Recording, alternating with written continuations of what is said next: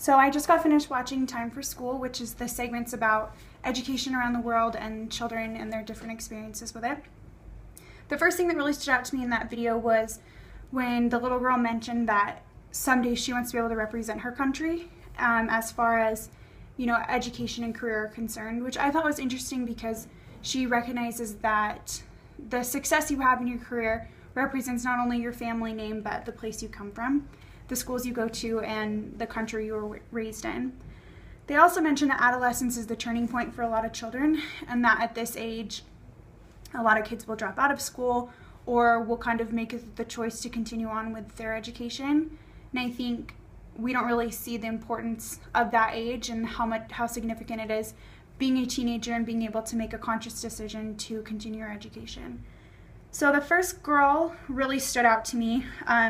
There were two different girls in the video, and I kind of empathized with them the most, just being a girl and being able to recognize the struggles that they were going through.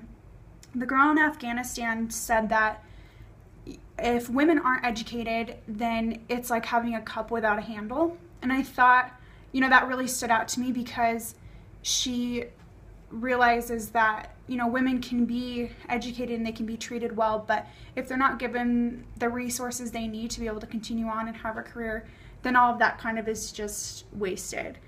It seemed like they really value women in their country, but they're not really treated that well. Women are obviously play a large part in home life and in family and raising and bearing children, but it didn't seem in this country like they were really treated as well as they deserve. Another thing that was mentioned is that I think it was the little girl's dad. He said, education is the obligation of every person, male or female. And he didn't say, education is an interest or education is fun or education is a job. He says education is your obligation. And I think as far as obligations are concerned, you have to realize the responsibility you have to motivate yourself and to be able to move forward and to be able to learn and take the initiative that's necessary in order to, get yourself to school and really put yourself kind of in school mode and just really, really immerse yourself in the criteria and the curriculum. So moving on to Brazil, they talked a lot about how school is a refuge for kids. And I remember when I was in elementary school, it wasn't like that.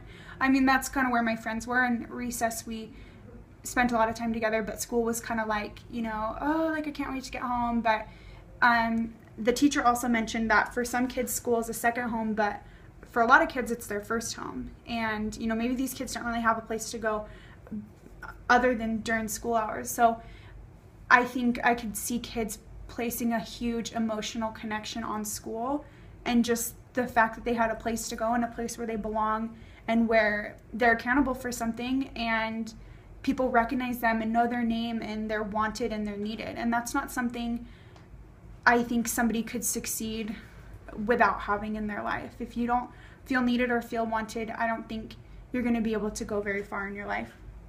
A couple other things that were mentioned in Brazil was the mother of this kid, I think his name was Jefferson, her concerns that her children were going to end up participating in illegal activities. And she told her son that, if he decides to go that route, he's either going to die or go to prison.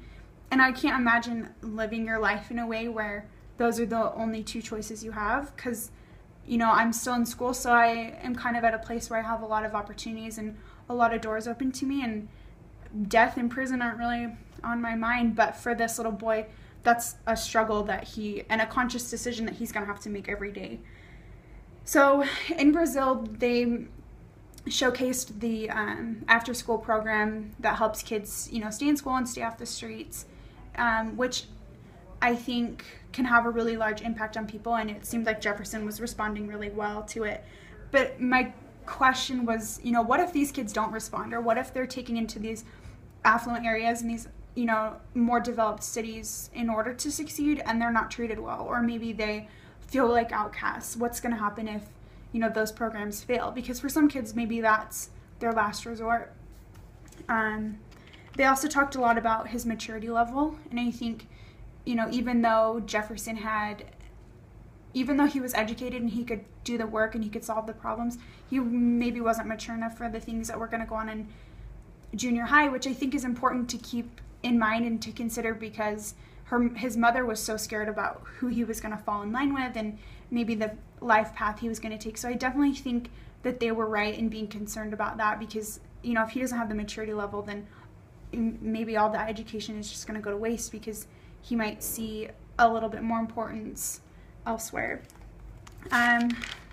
Moving on, I think it was Rajasthan was the place where the next little girl was, and it really struck me how important just everyday necessities are to those people, and how, you know, food and hunting and doing chores always take precedence over school. Even in the mom's mind, she didn't see the point in continuing education or in going to school, and she saw educated people every day who just had to focus on gathering food and, you know, where their next meal was going to come from, where their water was going to come from. And I was wondering a little bit, this came up a little bit also with the kid in Japan, and how his mom was talking about the concerns that he has for children around the world. And I guess what it really boiled down to in my mind was, what do people deserve, and what are our basic needs and necessities, and what are we born deserving, I guess. Like, do we come with, I mean, in America, obviously we have rights, but I think,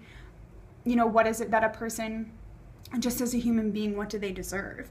And, you know, where is the norm, and what is reality? Because the little boy's mom talked a little bit about what reality is and where that lies. And I think for some people, reality is just being able to wake up in the morning and find food and shelter and not die. And I think for some people, it's waking up in the morning and their concerns are so much different and maybe more materialistic, maybe more, maybe their physical concerns, maybe their emotional concerns, maybe it has to do with raising a family. But I think that's where, I think the answer lies in finding a definition, and, you know, where's the bottom line? What makes us all equal? Do we all deserve an education, or do we all deserve clean water?